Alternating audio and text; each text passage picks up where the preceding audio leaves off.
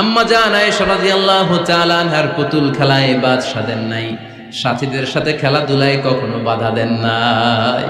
সুবহানাল্লাহ পড়েন।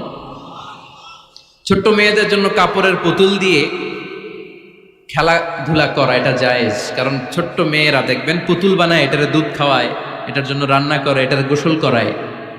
এটাকে ছোট্ট মেয়েদের জন্য পুতুল খেলা জায়েজ রাখা হয়েছে এজন্য, কারণ তারাই কিছুদিন হবে এই প্রজন্মের মা।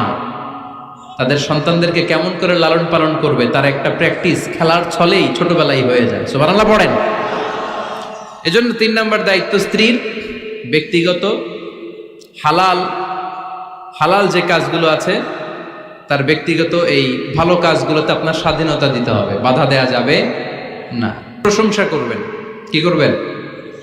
প্রশংসা। আমরা খালি দোষ খুঁজি, তোমার রান্না ভালো না, তোমার চেহারা ভালো না, তোমার বাপ ভালো না, তোর মা ভালো না, তোর 14 গোষ্ঠী খারাপ, আছে না নাই?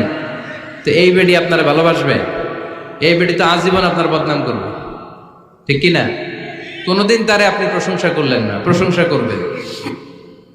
স্ত্রীর চেহারার প্রশংসা করেন, যে তুমি সুন্দর, তুমি সুন্দরী, এরকম বলেন, খুশি হবে না? হ্যাঁ, তুমি সুন্দর তাই চেয়ে থাকি, সে কি মোর অপরাধ? কোনো অপরাধ নাই, ইচ্ছা মতো গাইতে থাকেন স্ত্রীর শানে গান, সব আছে না নাই?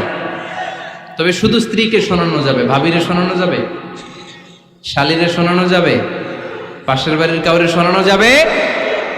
দেখেন ইসলাম কত চেক এন্ড ব্যালেন্স। স্ত্রীকে আপনি গান শোনান, কোনো গুনাহ নাই, আছে শুধু সওয়াব। তাহলে 4 নম্বর পয়েন্ট হচ্ছে এপ্রিসিয়েশন।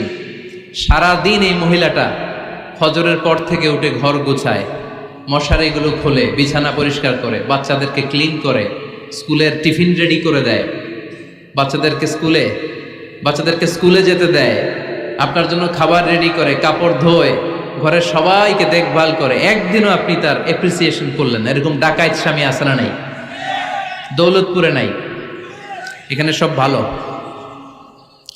এপ্রিসিয়েট করবেন। আমরা ভুলে যাই, একটা থ্যাঙ্কস দিতে ভুলে যাই, একটা জাযাকিল্লাহ, আল্লাহ তোমাকে জাযা দেখ, এটাও বলি না। এদিকে তাকান, বলবেন তুমি সুন্দর।